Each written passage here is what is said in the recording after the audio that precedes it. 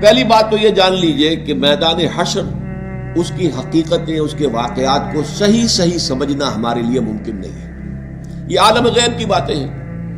موت کے بعد سے لے کر جو شروع ہو جاتا ہے عالم برزخ، پھر بعث بعد الموت، قیامت، حساب کتاب، جنت، دوزخ، اس کی جو بھی ہمیں معلومات قرآن میں دی گئی ہیں بس اس پر اکتفا کرنا چاہیے۔ اس کی زیادہ باریکیوں میں نہیں جانا چاہیے، اس لیے کہ اس کی اصل حقیقت ہم نہیں جان سکتے۔ وہ تو وہیں جائیں گے تو کھلیں گی باتیں کہ ہاں یہ بات تھی جو فرمائی گئی تھی، یہ بات تھی جو کہی گئی تھی۔ تو نقشہ کچھ ایسا سامنے آتا ہے کہ ایک تو معاملہ ہوگا کافر اور مسلم کے درمیان تقسیم ہو جائے گی۔ یہ کفار تھے جائیں جہنم میں سیدھے، یہ مسلمان ہیں۔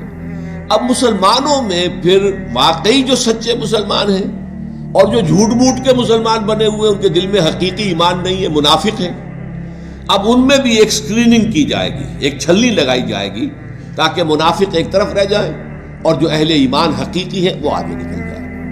یہ جو چھلنی ہے اس کو پل صراط کہتے ہیں ہم اپنی زبان میں، اور یہ صراط ایک پل ہوگا، بہت تنگ سا پل، اور اس پہ شدید اندھیرا ہوگا، اور یہ جہنم کے اوپر ہوگا، نیچے جہنم دہک رہی ہوگی اور اس کے اوپر سے یہ پل صراط ہے، اور اس اندھیرے کے اندر ظاہر بات ہے کہ ٹھوکر کھا کے گر پڑنا جہنم کے اندر، یہ بالکل قرین قیاس ہے۔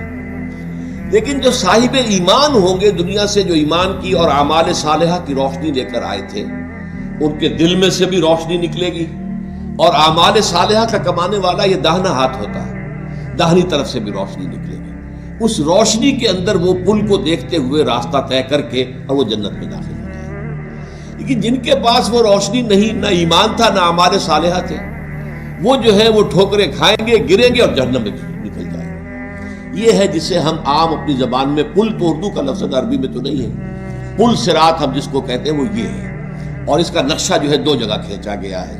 اہل ایمان، دل کا ایمان ہے تو دل سامنے سے اس کی روشنی ہوگی، اور اگر داہنی طرف جو اعمال صالحہ ہے تو داہنی طرف روشنی، دونوں جگہ پر۔